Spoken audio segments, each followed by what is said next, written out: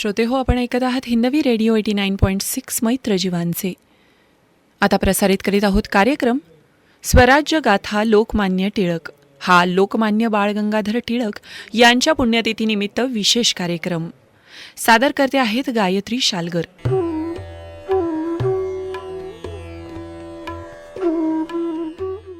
रसिक श्रोते हो, नमस्कार. हिंदवी रेडिओ 89.6 वर मी तुमची होस्ट आरजे गायत्री तुम्हा सर्वांचं मनापासून स्वागत करते. श्रोते हो, आजचा दिवस आपल्या भारतीय इतिहासातील एक अत्यंत महत्त्वाच्या आणि तेजस्वी पर्वाची आठवण करून देणारा दिवस आहे. आज आहे 1 ऑगस्ट. भारतीय स्वातंत्र्य लढ्याचे आद्य प्रवर्तक, ज्यांच्या एका सिंहगर्जनेमुळे ब्रिटिश सत्तेच्या मनात धडकी भरली होती, त्या महामानवाची म्हणजेच लोकमान्य बाळ गंगाधर टिळकांची पुण्यतिथी. तर श्रोते हो, स्वराज्य गाथा लोकमान्य टिळक या आपल्या विशेष कार्यक्रमात आपण स्मरण करूया या महान नेत्याच्या प्रखर विचारांचं आणि त्यांच्या अतुलनीय देशसेवेचं. सुरुवातीला ऐकूयात हे छान गाणं.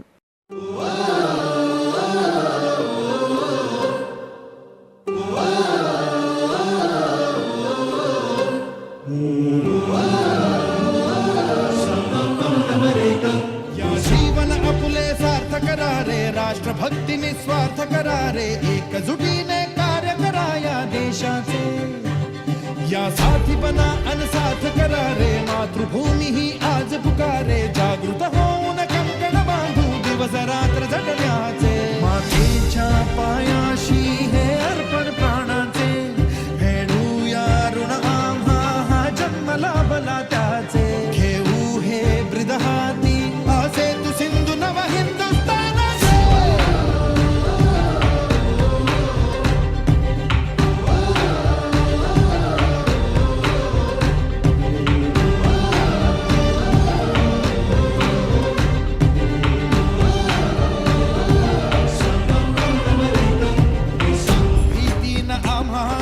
वज्रमुठींनी का तळभेदू, सीमान कुठली हुंकार असा गगनाला छेदू.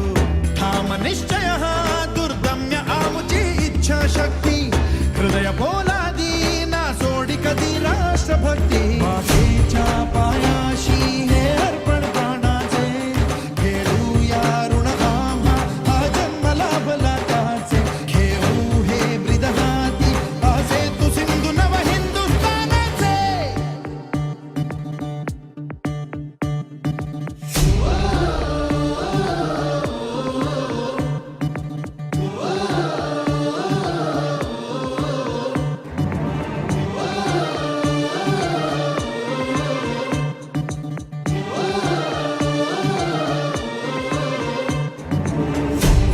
ज्ञानाची स्फुल्लिंग मनांचे पेटून उठले, स्वाभिमानाचे हे कुंड मनाचे मग धगधगले.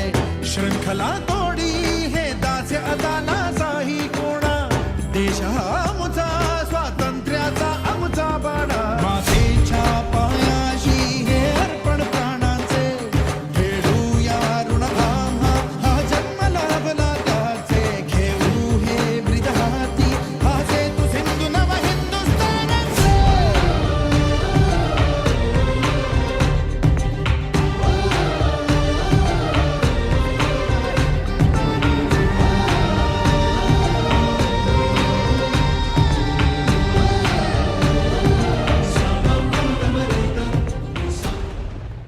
स्वराज्य हा माझा जन्मसिद्ध हक्क आहे आणि तो मी मिळवणारच. हे केवळ काही शब्द नाहीयेत, तर हा भारताच्या स्वतंत्र लढ्याचा मंत्र होता. ब्रिटिशांच्या डोळ्यात अंजन घालणारे हे शब्द उच्चारले होते लोकमान्य टिळकांनी. बाळ गंगाधर टिळकांचा जन्म 23 जुलै 1856 रोजी रत्नागिरी जिल्ह्यात चिखलगाव इथं झाला होता. एकीकडे गणित, कायदेशास्त्र आणि संस्कृतचा प्रखर अभ्यास, तर दुसरीकडे ब्रिटिशांविरुद्ध पेटलेला असंतोष अशा अफाट बुद्धिमत्तेचे स्वामी होते टिळक. जनतेमध्ये राष्ट्राचं जागरण करण्यासाठी त्यांनी केसरी आणि मराठा ही वृत्तपत्र सुरू केली. त्या काळातील त्यांची पत्रकारिता म्हणजे ब्रिटिशांच्या छातीत रोखलेले वारूळ होते.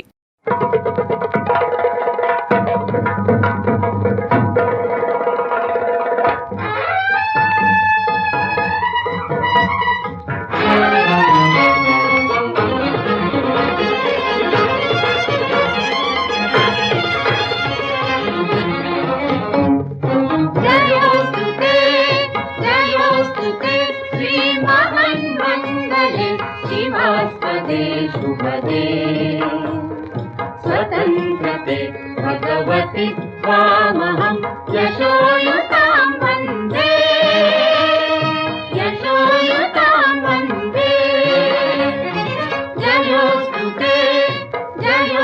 ते श्रीमहन्मङ्गले शिवास्पदे शुभदे स्वतन्त्रते भगवति त्वामहं यशोयुतां वन्दे यशोयुतां वन्दे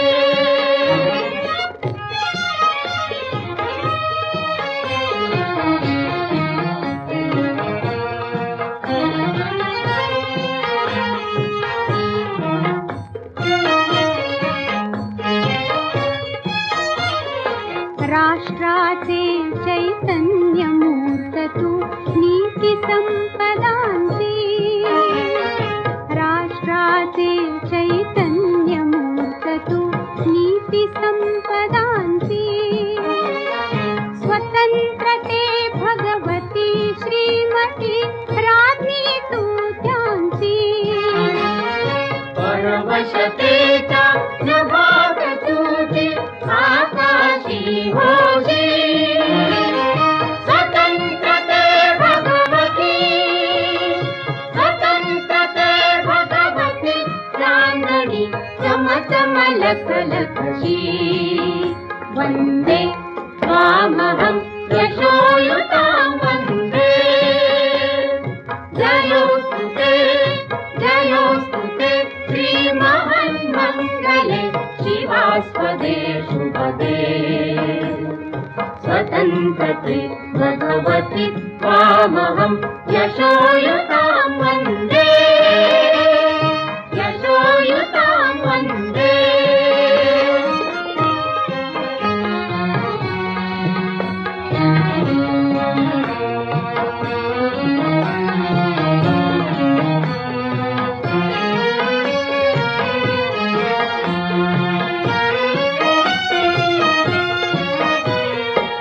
गालावरच्या कुसुमी किंवा कुसुमांच्या गाली गालावरच्या कुसुमी किंवा कुसुमांच्या गाली स्वतंत्रते भगवती तूच जी विलसत से लाली स्वतंत्रते भगवती तूच जी विलसत से लाली तू सूर्याचे तेज उददिते गांभीर्य हि तुझे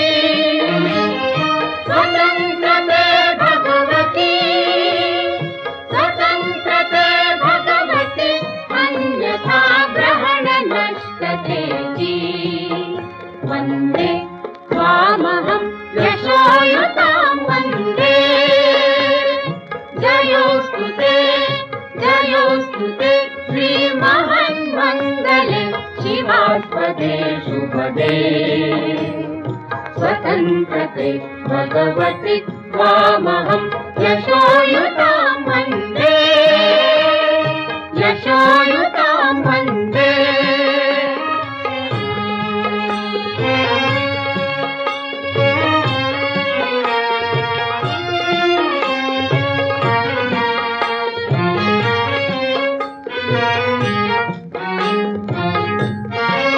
मोक्ष मुक्ती ही तुझी करूपे तुलाच वेदांती मोक्ष मुक्ती ही तुझी करूपे तुलाच वेदांती स्वतंत्रते भगवती योगी जन परब्रह्म वदती जे जे उत्तम उदात्त उन्नत महन्मधुरते ते स्वतंत्रते भगवती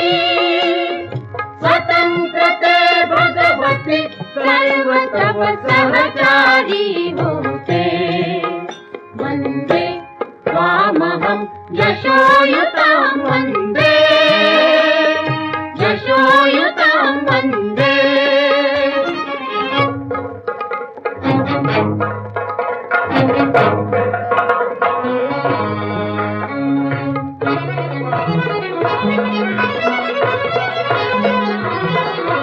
हे अधम रक्त रंजिते, हे अधम रक्त रंजिते, सुजन पूजिते. हे अधम रक्त रंजिते सुजन पूजिते. श्री स्वतंत्रते, स्वतंत्रते, श्री स्वतंत्रते, स्वतंत्रते, श्री स्वतंत्रते. स्वतंत्रते. तुझसाठी मरण ते जनन, तुझ वीर जनन ते मरण. तुझ सकल चराचर शरण चराचर शरण. श्री स्वतंत्रते, श्री स्वतंत्रते, श्री स्वतंत्रते. जयोस्तुते, जयोस्तुते, श्री महन्मङ्गले शिवास्पदे शुभदे. स्वतंत्रते भगवति त्वामहं यशोयुतां वन्दे, यशोयुतां वन्दे, वन्दे, वन्दे. श्रोते हो, थोर भारतीय नेते, भगवद्गीताचे आधुनिक भाष्यकार आणि प्राच्य विद्या पंडित. मगाशी मी म्हटल्याप्रमाणे त्यांचा जन्म रत्नागिरीमध्ये झाला. त्यांचे जन्मनाव केशव, परंतु बाळ हेच नाव पुढे रूढ झाले. टिळक कुटुंबाचे मूळ गाव चिखलगाव, तालुका दापोली, जिल्हा रत्नागिरी. चिखलगावची खोतीदारी त्यांच्याकडे होती. पणजोबा केशवराव यांनी पेशव्यांच्या काळात मानाची जागा मिळवली होती. टिळकांचे वडील गंगाधर पंत आणि आई पार्वतीबाई. गंगाधर पंतांना कौटुंबिक अडचणीमुळे इंग्रजी शिक्षण सोडून पुण्याहून गावी जावं लागलं. पुढे त्यांनी मराठी शाळेत शिक्षकाची नोकरी केली. बाळ गंगाधर टिळकांचं पारंपरिक संस्कृत अध्ययन घरातच झालं. 1866 मध्ये गंगाधर पंतांची बदली पुण्यात झाल्यामुळे टिळक आपल्या मातापित्यांबरोबर पुण्यात आले. पुण्यात आल्यावर थोड्याच दिवसात टिळकांची आई मरण पावली आणि गंगाधर पंतांची बदलीही ठाण्यात झाली. तथापि पुण्यात राहूनच ते 1872 मध्ये मॅट्रिक झाले. तत्पूर्वी 1871 मध्ये त्यांचा कोकणातील लाडघर गावचा बल्लाळ बाळ कुटुंबातील सत्यभामाबाई यांच्याशी विवाह झाला. त्यांना 3 मुली आणि विश्वनाथ, रामभाऊ आणि श्रीधर अशी 3 मुलगे होते. त्यांचे नातू श्री टिळक हे केसरीचे विद्यमान संपादक असून खासदार आहेत. गंगाधर पंत 1872 मध्ये निधन पावले. मुलाच्या शिक्षणासाठी त्यांनी काही रक्कम ठेवली होती.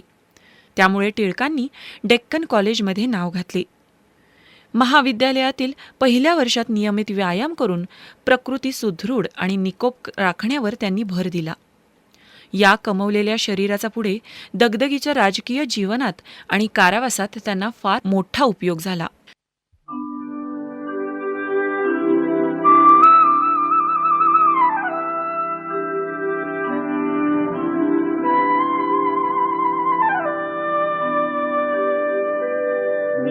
मगतीने परत मातृभूमीला सागरा प्राण तळमळला, तळमळला सागरा. मी मगतीने परत मातृभूमीला सागरा प्राण तळमळला, तळमळला सागरा. मी मगतीने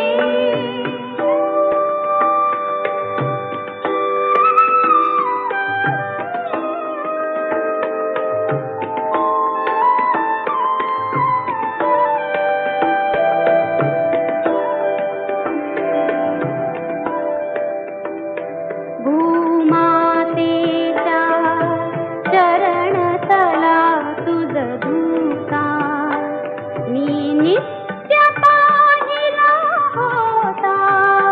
मज बदलासी अन्य देशी तल जाऊ, सृष्टीची विविधता पाहू. तै जननी यह शंकितहि झाले परी तुवा वचन तिज बिघले मार्गस्य त्वये मीच पृष्ठिवाहीन त्वरितया परप्राणीन विश्वसलो या तव वचनीमि जगदनुभव योगे बनुनीमि तव अधिक शक्त उद्धरणीमि येन त्वरे कथुन सोडिले तिगला सागरा प्राण तळमळला सागरा मगतीने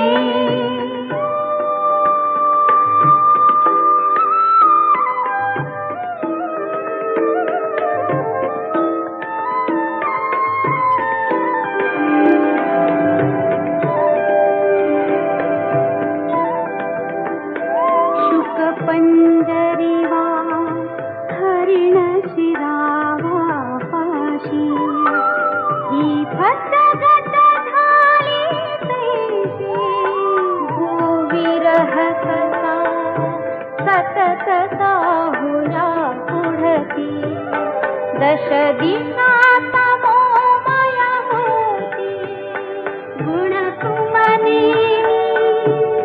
विचलिया भावे कीर्तीने सुगंधा घावे जरी उद्धरणी व्ययनतिता होता हा व्यर्थ भार विद्येचा ती आम्रवृक्ष बसलतारे नवकुसुमयुता त्या सुलतारे तो बाल गुलाबही आधारे फुलबाग मला काय पार साधारा सागरा प्राण तळमळला सागरा मी मगतीने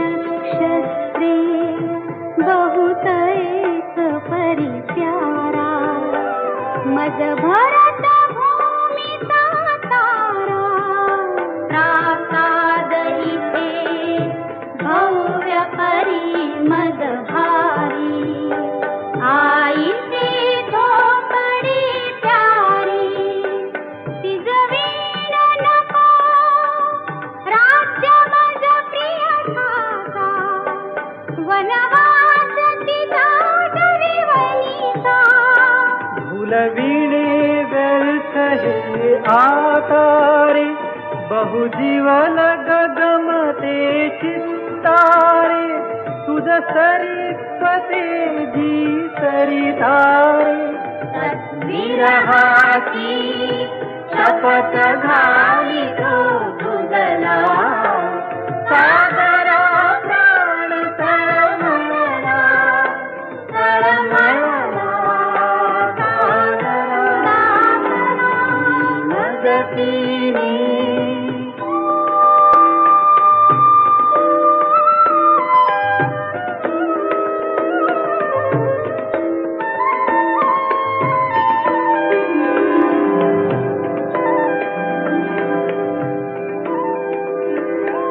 या फेन मिशे हसती निर्दया कैसा कावतन भंगिती ऐसा वत्स्वामी स्वा सांप्रतजी मिरवीते न्यूनिका आम्ल भूमीते मन्मातेला अबल म्हणून फसवीते मज विवासना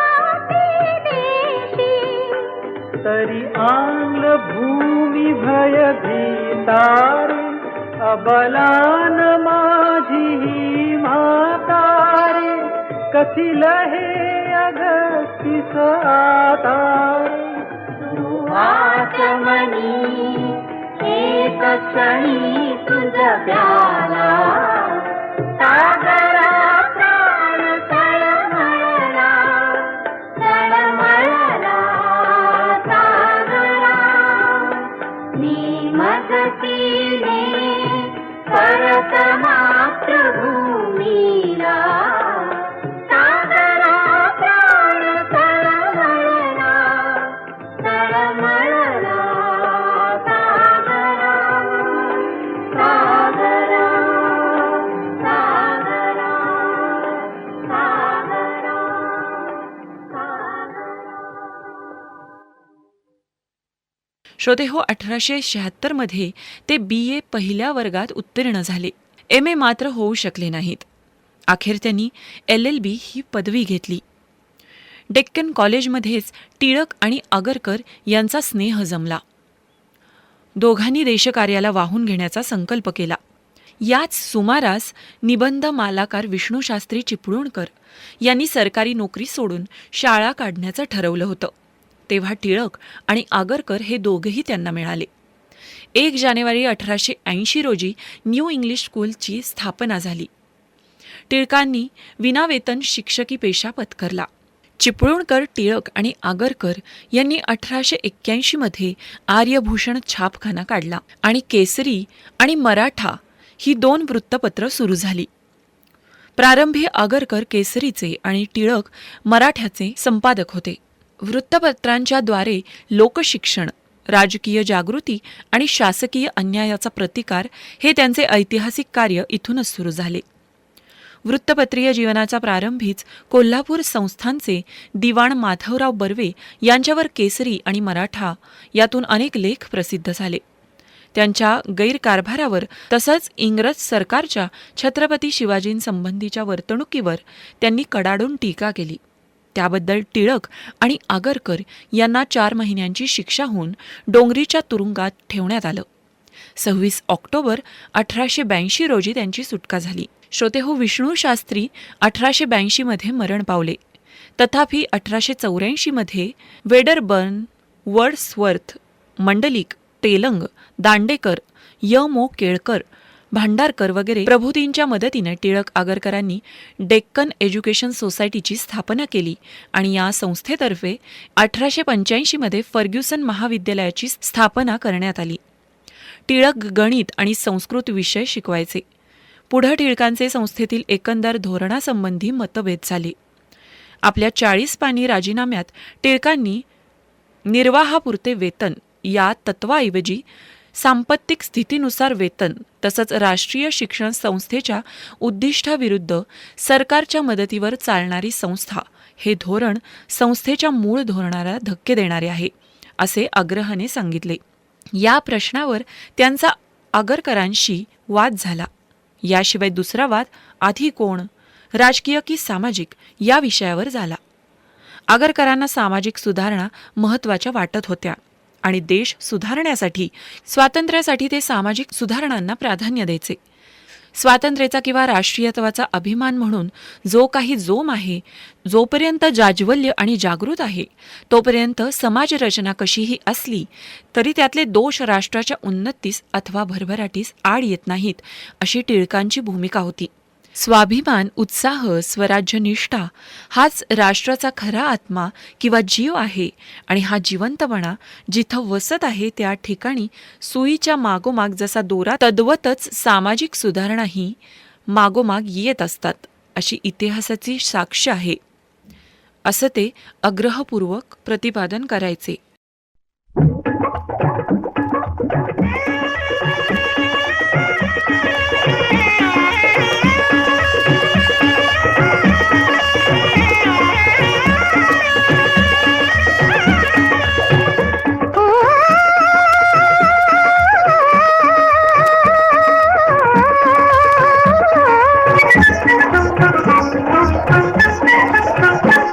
देश हा देव असे माझा देश हा देव असे माझा अशी घडावी माझ्या हातून अशी घडावी माझ्या हातून तेजोमय पूजा हो हो हो देश हा देव असे माझा देश हा देव असे माझा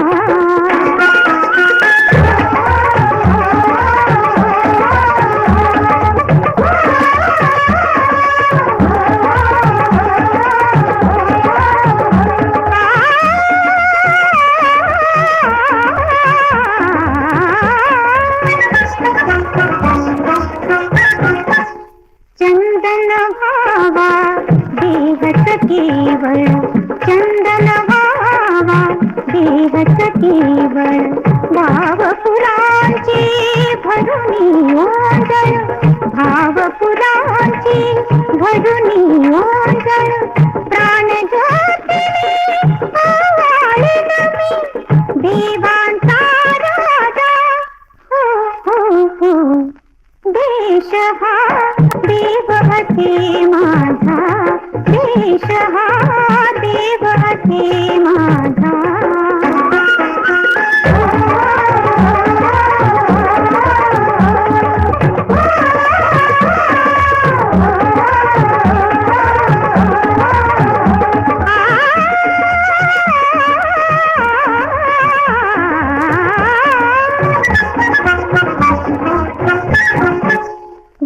धन्यशाया समर्पणाने धन्यशाया समर्पणाने या जन्माचे होईल सोने या जन्माचे होईल सोने मर्द रक्ताचे मी मर्दानी करू जा हर हर महादेव हर हर महादेव हो मर्द रक्ताचे मी मर्दानी करू जा हो हो हो देश हा देव असे माझा देश हा देव असे माझा राष्ट्राची सामाजिक प्रगती होऊ नये असं त्यांचं म्हणणं नव्हतं, पण ती राजकीय प्रगतीच्या आणि स्वाभिमानाच्या अनुषंगानंच झाली पाहिजे. मात्र आगरकरांची भूमिका याच्या बरोबर विरुद्ध होती. सामाजिक सुधारणेशिवाय देश स्वातंत्र्याला प्राप्त होणार नाही म्हणून प्रथम समाजातील रूढी, अज्ञान, अंधश्रद्धा, पापपुण्याच्या कल्पना यांच्या पाशांतून त्याची मुक्तता झाली पाहिजे, जातीभेद नष्ट झाले पाहिजेत असं ते निरकाने मांडायचे. परकीय सरकारने लोकमताची पर्वा न करता सुधारणेसाठी योग्य ते कायदे करावेत असं आगरकरांचं मत होतं. टिळकांचं म्हणणं असं होतं की आमच्या सुधारणा आम्हीच करू, परकीय सत्तेची ढवळाढवळ आमच्या सामाजिक आणि धार्मिक बाबतीत होऊ नये. मात्र लोकमत अनुकूल असेल आणि धर्मवाचनाच्या बाबतीत तडजोड होत असेल तर असा कायदा करण्यास आमची काही हरकत नाही. या आणि अशा प्रकारच्या वर्णव्यवस्था, वेदोक्त प्रकरण आदी धार्मिक बाबींशी संबंध येणाऱ्या गोष्टींवर जे वाद झाले त्यासंबंधी टिळकांची भूमिका ही त्यांच्या धर्माविषयी श्रद्धेतून घडवली गेली होती असं दिसतं. टिळकांना राष्ट्र इतकाच हिंदू धर्माचाही जाज्वल्य अभिमान होता. धर्म हा त्यांच्या व्यासंगाचा विषय होता. त्यांनी वेद, उपनिषदे, तत्वज्ञान, धर्मशास्त्र, गीता आणि आचार्याची भाष्य यांचा अभ्यास केला होता. हिंदुत्व हे स्वच्छतेचं फळ आहे असं ते मानायचे. ज्याला हिंदुत्वाचा अथवा हिंदू धर्माचा अभिमान नाही त्याला हिंदू लोकांनी काय समाज सुधारणा कराव्यात ते सांगण्याचा अधिकार नाही असं ते म्हणायचे. भारत आमचा देश, भारत आमचा देव, भारत आमचा सत्य धर्म हा मंत्र जपू हा एक, मंत्र जपू हा एक, मंत्र जपू हा एक. भारतीय मी आहे आधी हो, भारतीय मी आहे आधी आपण सारे एक, आपण सारे एक. मंत्र जपू आहे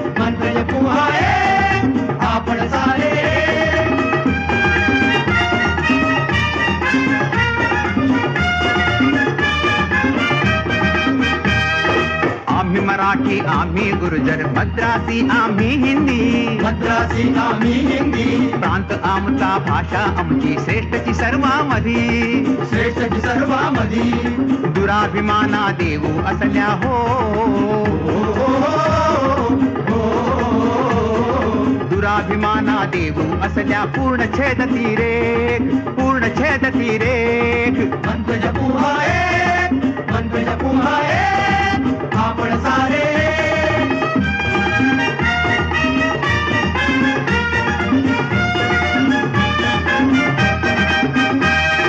धर्म जातीच्या जुन्या मनाच्या जुन्या कल्पना सोडू उच्च नीचता घालून टाकू जात करुडी ना तोडू विशाल भारत स्वप्नी त्याचा हो विशाल भारत स्वप्नी त्याचा साकारू आलेख मंत्र जपू आहे आपण सारे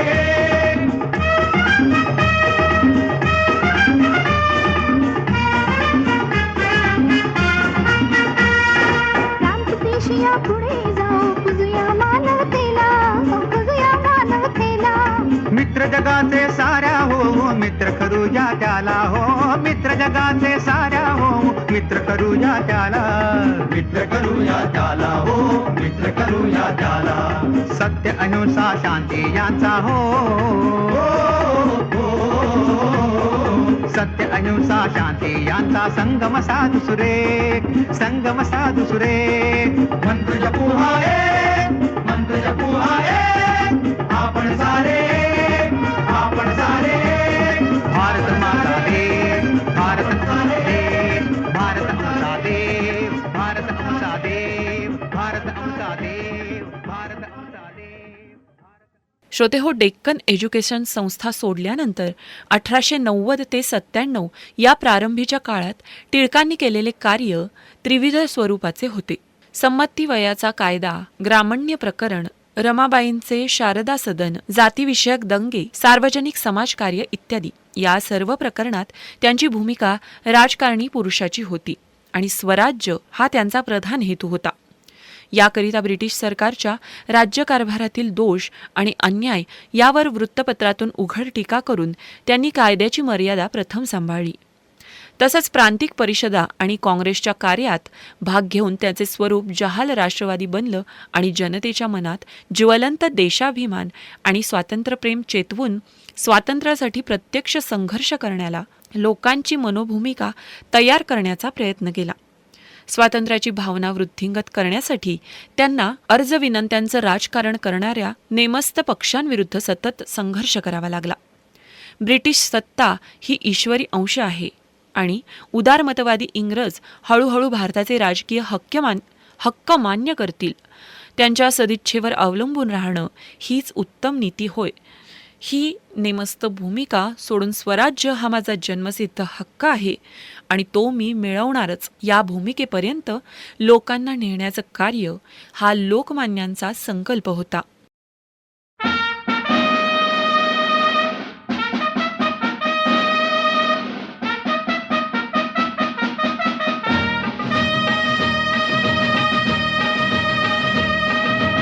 अजिंक्य भारत अजिंक्य जनता ललकारत सारे. अजिंक्य भारत अजिंक्य जनता ललकारत सारे. ध्वज विजयाचा उंच दरारे, ध्वज विजयाचा उंच दरारे, उंच दरारे, उंच दरारे, उंच दरारे.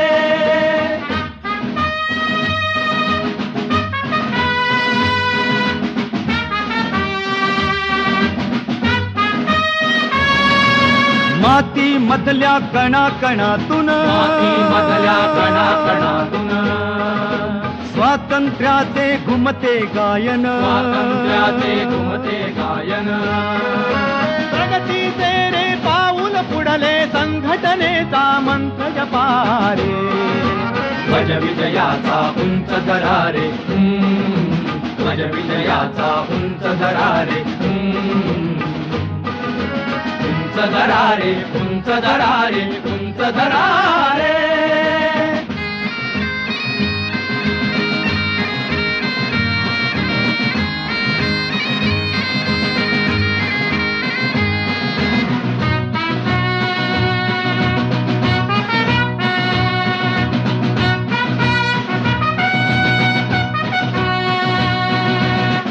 भाग्यवान ते जवान सगळे, भाग्यवान ते जवान सगळे, हसत खेळत रणी झुंजले. स्वातंत्र्यास्तव मरण जिंकले, मान राखला मातृभूमीचा रे. ध्वज विजयाचा उंच दरारे, ध्वज विजयाचा उंच दरारे, उंच दरारे, उंच दरारे, उंच दरारे.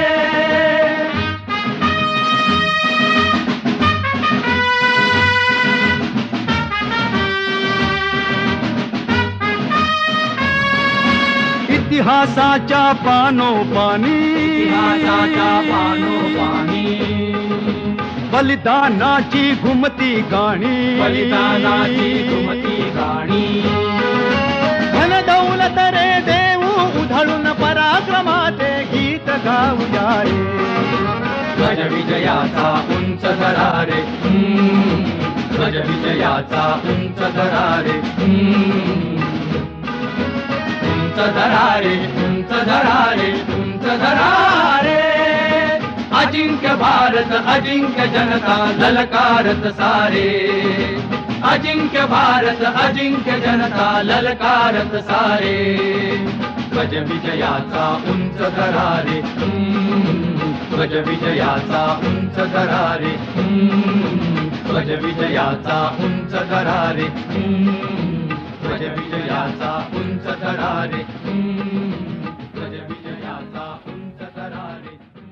श्रोतेहो, टिळकांच्या खऱ्या कारकिर्दीला आणि अखेरपर्यंत चालवलेल्या त्यांच्या स्वातंत्र्य संग्रामाला 1899 नंतरच अधिक तेज चढलं. त्यावेळी राजद्रोहाची शिक्षा भोगून टिळक परत आले होते आणि त्यांची लोकप्रियता वाढली होती.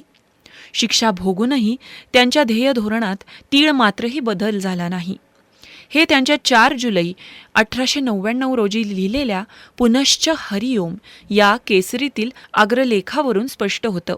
त्यांनी लॉर्ड कार्झन यांच्या कारकिर्दीवर, विशेषतः त्यांनी लादलेल्या शिक्षण संस्थांवरील बंधनांवर टीका केली.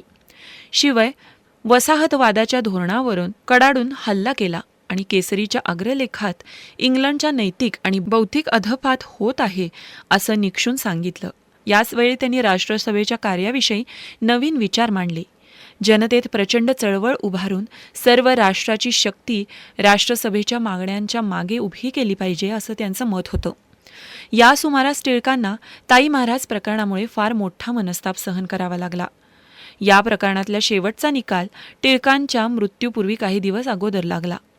केवळ मित्रप्रेमामुळे हे प्रकरण उद्भवले. यात इंग्रज अधिकारी, कोल्हापूरचे संस्थानाधिपती आणि बळवंतराव नागपूरकर यांनी टिळकांचं चरित्र हनन करण्याच्या उद्देशाने खोटी साक्ष देण्याच्या आणि खोटे दस्तऐवज करण्याच्या आरोपाखाली त्यांच्यावर फौजदारी खटला केला. पण टिळकांची सर्वांमधून निर्दोष मुक्तता होऊन त्यांनी दत्तक घेतलेल्या जगन्नाथ महाराज यांची वारसदार म्हणून पुढे निश्चिती केली. श्रोतेहो, टिळकांनी 1915 मध्ये हिंदी स्वराज्य संघ या विषयावर 4 लेख लिहून कोणत्या प्रकारची राजव्यवस्था इष्ट होईल याचं विवेचन केलं. 1 मे 1916 रोजी होमरूल लीग आणि हिंदी स्वराज्य संघ त्यांनी बेळगाव इथं स्थापन केला. तत्पूर्वी 1915 मध्ये ॲनी बेझंट यांनी मद्रासला होम रूल लीग ही संस्था स्थापन केली होती. होम रूलची चळवळ टिळकांनी आणि बेझंटबाईंनी संयुक्तपणे चालवली. 1918च्या मार्चमध्ये ते होम रूल लीगचे शिष्टमंडळ घेऊन इंग्लंडला गेले. तत्पूर्वी 1916 मध्ये लखनौ इथं झालेल्या काँग्रेस अधिवेशनाच्या वेळी पुन्हा काँग्रेसमध्ये प्रवेश केला.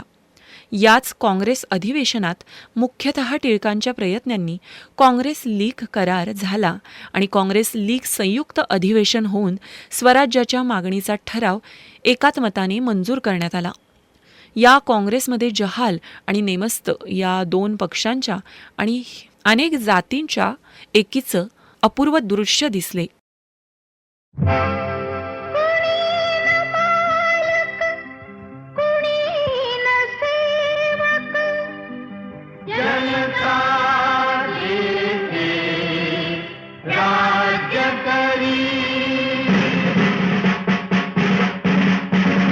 हरि से प्यारे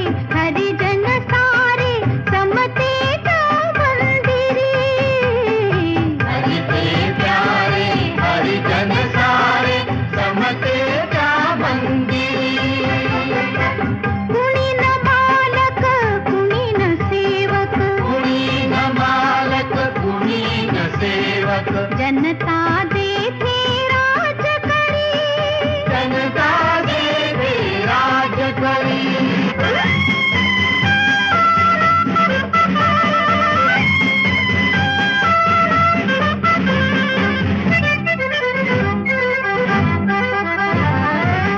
गगनभेदी उंच हवेली, तिथेच काही दिन झोपडी. शाल पांघरून धनिक झोपतो, वस्त्राविणही गरिबी उघडी. वस्त्राविणही गरिबी उघडी. धनिक न कोणी, गरिब न कोणी, एक चूलती घरोघरी. जनता देवे राज करी, जनता देवे राज करी.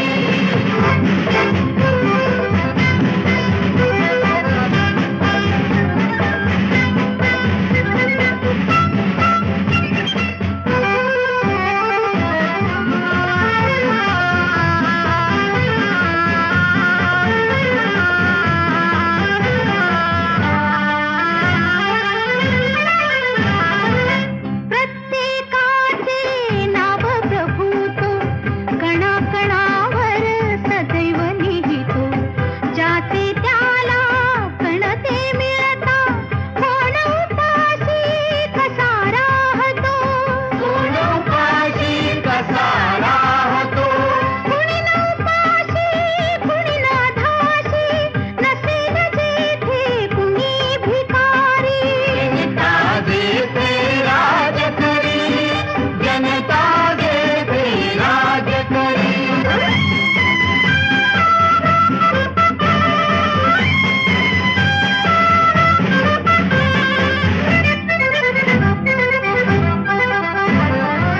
माय पित्याचे दर्शन घ्याया, वंचित झालो आम्ही हे करे.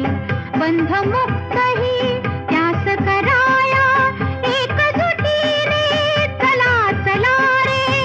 एकजुटीने चला चला रे. आम्ही न साधू, आम्ही न भोंदू, सत्य शांतीचे आम्ही पुजारी. जनता देवे राज करी, जनता देवे राज करी. जनता देवे राज करी, जनता देवे राज करी. श्रोते हो, टिळकांनी बहुतेक मराठी स्फुटलेखन केसरीतून केलं. केसरी व्यतिरिक्त काही लेखन टिळकांनी मराठा या त्यांच्या इंग्रजी वृत्तपत्रातून केलं. या साप्ताहिकांच्या बाहेर टिळकांनी केलेले स्फुटलेखन फार थोडे आहे. त्यात उल्लेखनीय म्हणजे लिमयेकृत भारतीय युद्ध, अवंतिकाबाई गोखलेकृत गांधी चरित्र आणि डॉक्टर गर्देकृत ईशगुणादर्श या पुस्तकांच्या प्रस्तावना होत्या. टिळकांच्या संस्कृत आणि इंग्रजी वाङ्मयाचा गाढा अभ्यास होता. भारतीय तत्त्वज्ञान हा त्यांचा आवडीचा विषय होता. त्यांनी पाश्चात्य तत्त्वज्ञानाचंही अध्ययन केलं होतं. व्यासंगाचं उत्कृष्ट प्रतिबिंब गीता रहस्यात पाहायला मिळतं. राजकीय क्षेत्रात टिळक काम करत असताना कधी तुरुंगात आणि अन्य वेळी त्यांना थोडीशी उसंत मिळाली त्या काळात त्यांनी काही ग्रंथ लिहिले. बहुतेक त्यांचे लेखन संशोधनपर असून प्रत्येक ग्रंथात त्यांनी काही स्वतंत्र मतं प्रतिपादन केली आहेत. त्यांचे प्रमुख ग्रंथ गीता रहस्य, Orion, Arctic home in the Vedas आणि वेदांग ज्योतिष.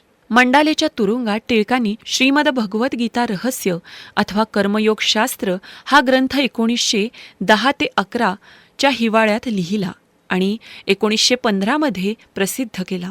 हा ग्रंथ म्हणजे गीतेवरचं भाष्य असून ते कर्मयोगपर आहे. तत्पूर्वी सर्व भाष्य आणि टीका बाजूला ठेवून नुसते गीतेचे स्वतंत्रपणे पारायण करून टिळकांना गीतेचा जो बोध झाला तो त्यांनी यात विवेचकपणे प्रतिपादन केला आहे. त्यांच्या मते गीता निवृत्तीपर नसून ती प्रवृत्तीपर आहे. ओरायन हा एक त्यांचा संशोधनात्मक प्रबंध आहे.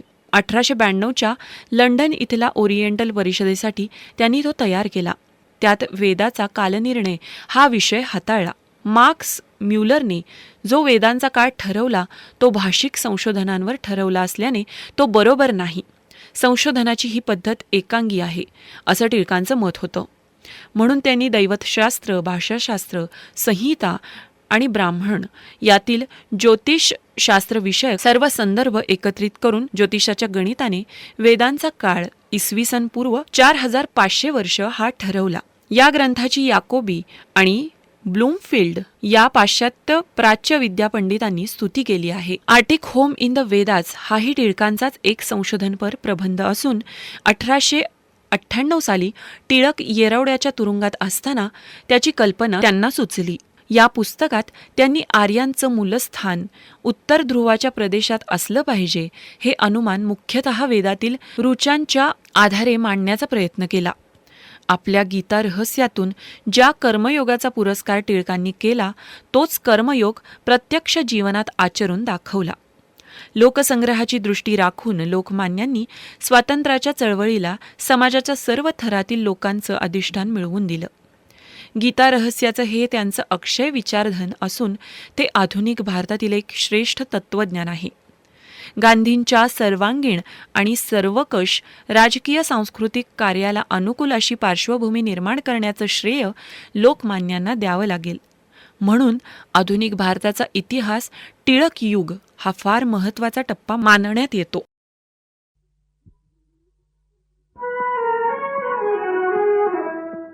अनामवीरा जिथे जाहला तुझा जीवनांत संभती थेना कुणी बांधला पेटली वात अनामवीरा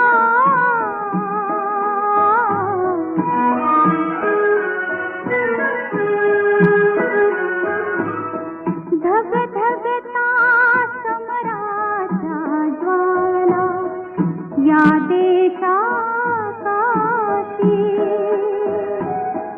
जळावयास्तव संसारातून उठून दाटे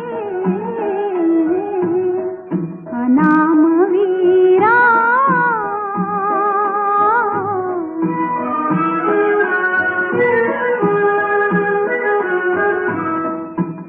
मूकपणाने तमी लोपती संध्येच्या रेषा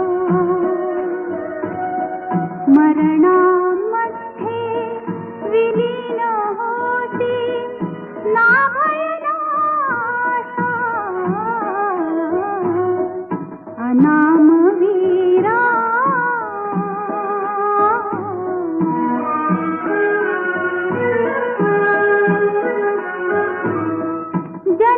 जनभक्तीचे तुझ्यावरी नस उधाणले भाव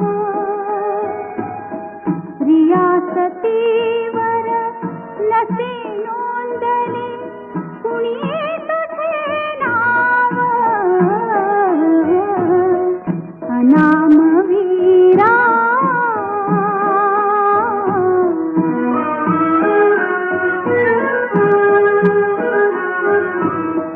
जरी नगातील भाट डफावर तुझे यशोगान सफल जाहले तुझेच हेरे तुझेच बलिदान अनामवीरा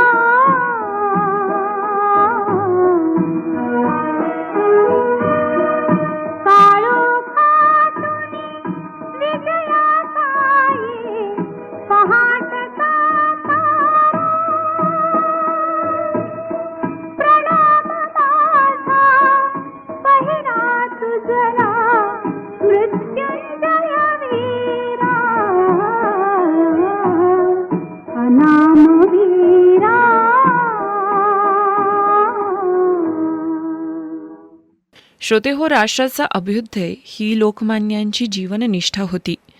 त्यासाठी भिन्न मतप्रणाली सोडून सर्वांनी एकात्म व्हायला पाहिजे ही त्यांची जीवनधारणा होती. व्यक्ती निघून जातील पण राष्ट्र चिरंतन राहील हे लोकमान्यांच्या जीवनातील अंतःसूत्र समजून घेतलं पाहिजे.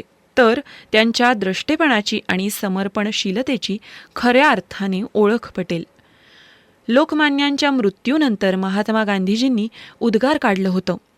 त्यांचं जीवन हे उघडं पुस्तक होतं. त्यांच्या आवडी फार साध्या होत्या. त्यांचे खासगी जीवन निष्कलंक होतं. त्यांनी आपली अचाट बुद्धिमत्ता आपल्या देशाला वाहिली होती. लोकमान्यांनी ज्या सातत्याने आणि ठामपणाने स्वराज्याची शिकवण दिली तशी कुणीही नाही दिली. त्यांच्या समर्पित राष्ट्रसेवेचा यथार्थ गौरव गांधीजींनी केलेला आहे.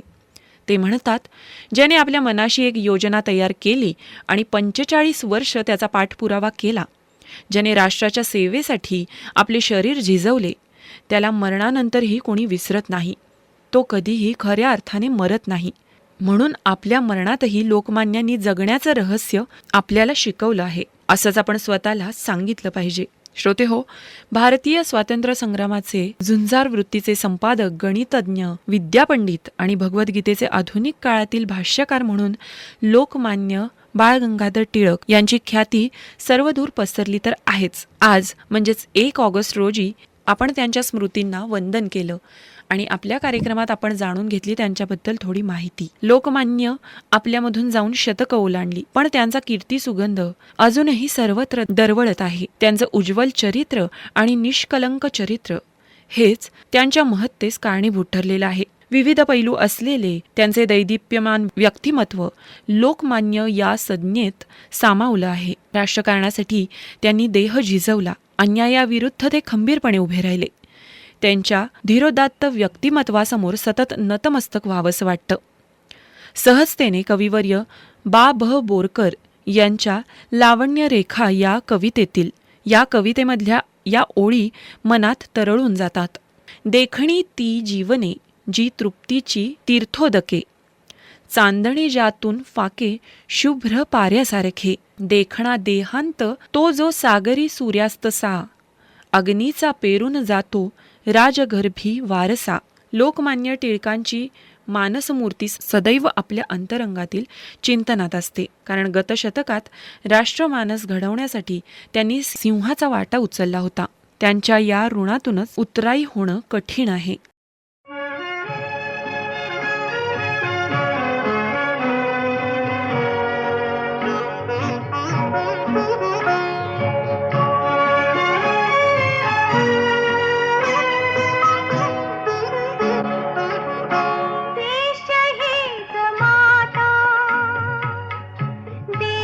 जन्मदाता घडो देश सेवा ऐसी बुद्धी रे अनंता. देश हीच माता देश जन्मदाता घडो देश सेवा ऐसी बुद्धी रे अनंता. देश हीच माता.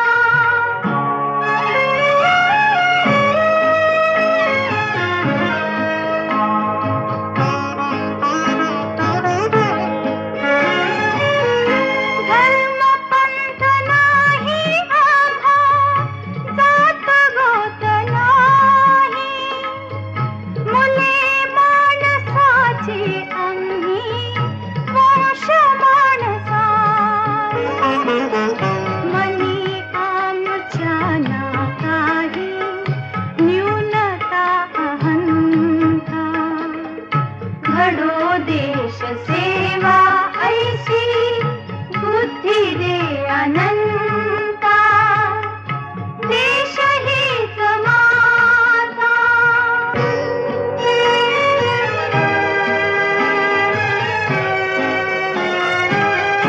खुली ज्ञान विज्ञानाची कलाची कमाडी.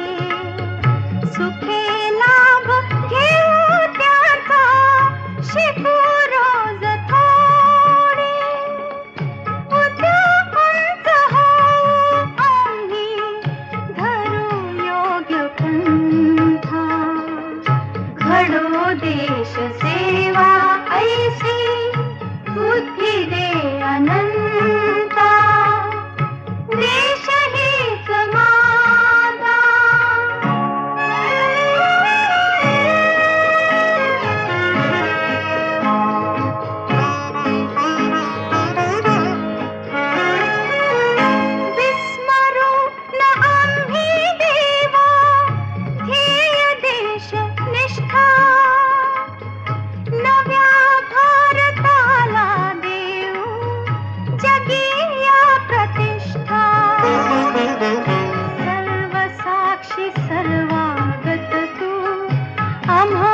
यशोदाता घडो देश सेवा ऐसी बुद्धी दे अनंत. श्रोते हो, त्यांच्या पुण्यतिथीनिमित्त आपण केवळ त्यांचं स्मरण करायचं नाहीये, तर त्यांच्या विचारांची ठिणगी आपल्या मनात सतत तेवत ठेवायची आहे. त्यांचे विचार आजही तितकेच समर्पक आणि मार्गदर्शक आहेत. चला तर मग आजच्या या पवित्र दिवशी या थोर राष्ट्रपुरुषाला आपण सगळे मिळून विनम्र अभिवादन करूयात. आजच्या आपल्या स्वराज्य गाथा लोकमान्य टिळक या लोकमान्य बाळ गंगाधर टिळक यांच्या पुण्यतिथीनिमित्त विशेष कार्यक्रमात आता थांबण्याची वेळ आलेली आहे. तेव्हा मी तुमची होस्ट आरजे गायत्री आता तुमची रजा घेतेय. पुन्हा भेटूयात पुढच्या कार्यक्रमात एक नवा विषय घेऊन. तोपर्यंत नमस्कार.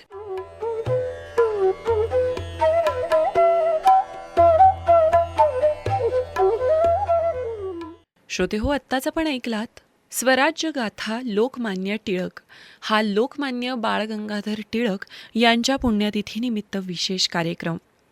सादरकर्त्या होत्या गायत्री शालगर. हा कार्यक्रम आपण ऐकलात हिंदवी रेडिओ 89.6 वरून.